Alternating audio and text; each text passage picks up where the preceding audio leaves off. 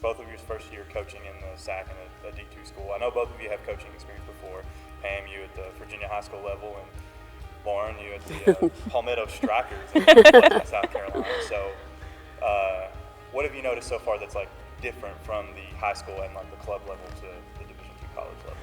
Well, I will say, so the speed of the game has got to be the first and foremost. It's such a faster paced game. Skills are the same whether you learn it in kindergarten or whether you're doing it, it's just more advanced. So it's just definitely the speed for me. I mean, that's the biggest. Yeah, I mean, I think I have to agree. Definitely the speed it's a whole different world coming from high school and going up to this level. And I mean, the girls we have coming in this fall are definitely up to that level. So we're super excited kind of to see where we're going to end up. So, and obviously both of you have playing experience. Pam, you at ETSU, a former Buccaneer, as a Buccaneer myself, go Bucks. Right. So, and then Stingers of course up. Lauren, all 4 years here at Emory Henry. Yep. Wasps, coming back home. So how do you bring your playing experience, Pam, you at a D1 level, and then Lauren, you at a D3 level, then how do you bring that experience into your coaching philosophy into the game now? So a lot for me is I'm so able to relate to everything that the girls will go through. So not only just coaching philosophy, but every little step that they're experiencing, leaving home, being, at a very high competition level, just everything that kind of comes in. I know what was expected of me. I know what I expect of them. I had phenomenal coaches all through my whole career that really pushed me, and I want to do the same for them. So that's a lot for me. It's just, I know that speed of the game. I know the game's changed a tremendous amount since I played, but again, it's just that speed. And that's why I think part of why I was successful in high school coaching is because I was able to speed that game up because it's what I was used to. With both of you being, from the area, or at least around the area, does that make it an easier transition like the girls if they move away, come away from here to help them, feel at home? So how do you go about that? So everyone that we talk to recruiting-wise or our returners, I have made it clear that I want to love these girls as if they were mine. Because it's big for me having a teenage daughter that went away at college, to know someone was caring for them and cared for them. That's huge from a parent standpoint. And I'm able to do that and offer that for everyone that we talk to and that we bring in. I've said forever and ever, I can never have too many people love my kids. It takes a village, and this is just an extended part of every one of these players' villages. And I think something that we kind of tell people is, Emory isn't for everyone, but when it is for you, So when we have recruits step on campus or anything, they most of the time know from their first step on campus whether this is somewhere they want to be or somewhere it's not. And from me being from 13 hours away in Fort Lauderdale, Florida, it's a long distance for some of these girls that we're bringing in and some of the ones we're wanting to bring in. So it really helps me be able to relate to these girls coming in and make them feel like they can make the journey from home and come play college farther away from home than most would go. It's really about where you feel like you're supposed to be, and if Emory is that place, then we do everything we can to support them and get them here. So Lauren, you came from Fort Lauderdale, so did you feel immediately like this was the place you wanted to be? Yes, so I actually started the recruiting game kind of late. My spring season of senior year, I think, is when I really was like, yeah, I actually want to play college volleyball. So, I had a handful of offers, probably about 15 to 20, but I didn't go on that many visits. Emory was actually one of my first visits that I came on, and right when I got here, and all the girls, especially the seniors at the time, were so welcoming to me, and I really fit in with them, and I really just kind of wanted to be their friend, and this was just the place I wanted to be. I really wanted a change of scenery from Fort Lauderdale because, as you know, it's all beaches and sand and everything, so I wanted somewhere with seasons and kind of a little more rural than what I'm used to. So Emory was definitely the perfect fit for me in that aspect. It checked all the boxes. Yeah, it did. So, yeah, go for it. I was just going to say, for you, just kind of special it is to be able to coach your daughter in college. Wow. Don't get her crying. I know. Did she come in here? Yeah. Oh, I Yeah. didn't know that. I would have told her that. Yeah, I thought she was still at Concord. No, yeah. Yes. Okay. Yes, she She'll be is. here. She. That first day. Well, figured it would she wasn't going. Susan, tell her, don't do anything that'll get you in trouble.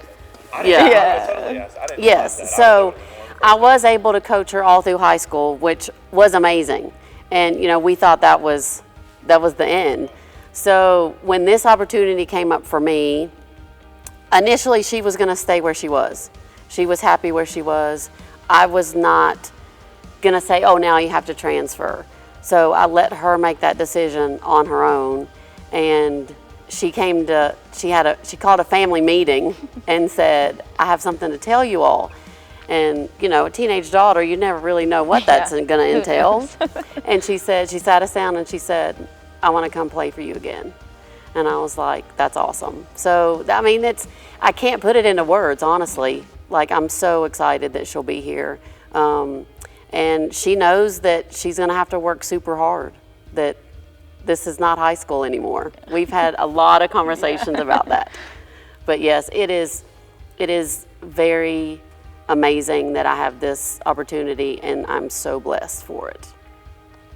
Yeah. Okay, so shifting a bit to recruiting, you guys, came in here, head coaching changed, players left, you've recruited a bunch in. So what was that whole process like? Recruiting now at a college level, and just how did you transition into that? So it was very daunting at first. We had 8 returning from our roster in the fall, and a full roster for us is 20. So I literally was like, okay, Yeah, we were so a little scared. let's hit the ground running. We had 1 that was signed and gonna still come, so we were up to 9. Yeah. Almost we half. were almost So there. we literally, I've felt for a really long time, just being from the area, that a lot of our standout high school athletes get overlooked because we're from such a rural area. And I knew that there were a lot within a few hours that I thought I might be able to get a hold of. And that's exactly what happened. I mean, the majority of everyone we have coming in are within a few hours. And some were last minute decisions, some had decided they weren't going to play at all until we got them on campus and they met us and they met the team and made those decisions. So it's definitely a task. The emails that you get for recruits are thousands. It's unbelievable, and to really. weed through those for what you feel like can contribute and have something to bring to the team. It's very challenging, but we literally, the group we have coming in is an amazing group. We have several transfers that are really going to be able to help us right away. Okay, so help right away. Let's talk about that a little bit. Last year, first year in the SAC was not great for the volleyball team. 5-23 overall. Had some good wins in there and fought really hard for a lot of teams, but just came up short. Right, just couldn't finish on Several contests. Yeah. Yes, so I think a lot of it, just my personal opinion, they could play with almost every school, but they just couldn't close it. So you have to know and play how to win. They would be ahead in the games that I was able to watch. They would play, they would be all in it, and you could almost see a mindset change. They started playing not to lose. And you got to play to win every single time you step on the floor. And I think it's something that you have to learn. And coming into the SAC, I think they just weren't ready mentally to close the deal. Talent-wise was there. Yeah. I think it shocked them a little bit that they were playing with some of the schools. And then they're like, oh, wait, are we supposed to be playing with them? Are we supposed to be winning? And so the mental side of A that. little bit of imposter syndrome. Yes, exactly. I think they shocked themselves a little bit.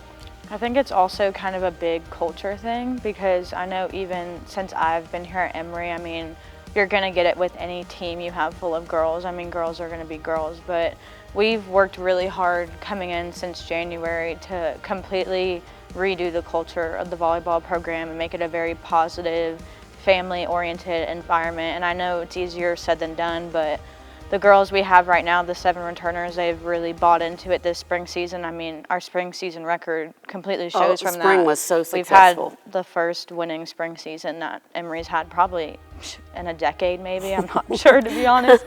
But, I mean, they've completely bought in. They've been really great leaders for the girls we have coming in, whether that's the transfers or the freshmen. And I think these girls are going to do something super special this fall, and I'm just really excited to show you all that. We have stressed with everyone that we had returning and everyone we are bringing in that we're going to love each other first. Because when you love your teammates, you'll do anything for them. And it shows on the court. Yes, So. it carries over. They don't have to be best friends and spend every waking moment together, but they're going to love each other. And I've always coached that way. You put your teammates first, no matter what. Do not focus on yourself, and everything will fall into place. Your team will get better. Your teamwork will get better. Just everything will improve as a whole when you stop focusing on yourself. So everybody's excited to get back to volleyball season. August 31st, I believe, is the first game. Mm-hmm. Yep. So, with those 7 returners and all the transfers and the new girls, how do you think this season's going to go? Let's get a little preview. Like, what are you expecting? And So after our spring season, and the talent we have coming in, if they'll all stay focused on each other, that's going to be the if, because we have a full roster now. They've never played with so many girls. Yeah.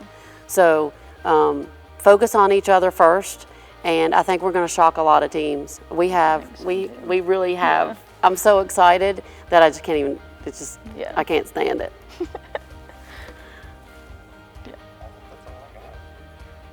Cool.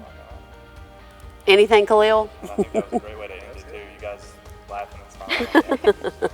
We're excited. I mean, we're giddy. I mean, everybody's excited to get volleyball. I found a new respect for volleyball last year because I never really watched it until I started working it. Well, I mean, I worked at ETSU. I did the games and we were good. And I was like, dang. Well, what I love though, honestly, what we're doing this year that I don't think has ever been done is we're gonna, with Khalil involved, we're doing a lot of things.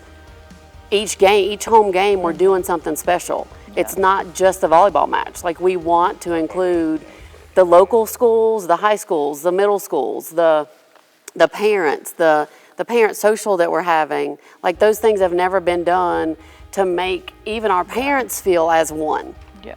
Because that's how we have to go into this season, as, together as one is kind of what I've been trying to say. And, that's the way it's got to be. I've been hashtagging it on everything I send out to the girls, because we have to have that mentality or it's not going to happen.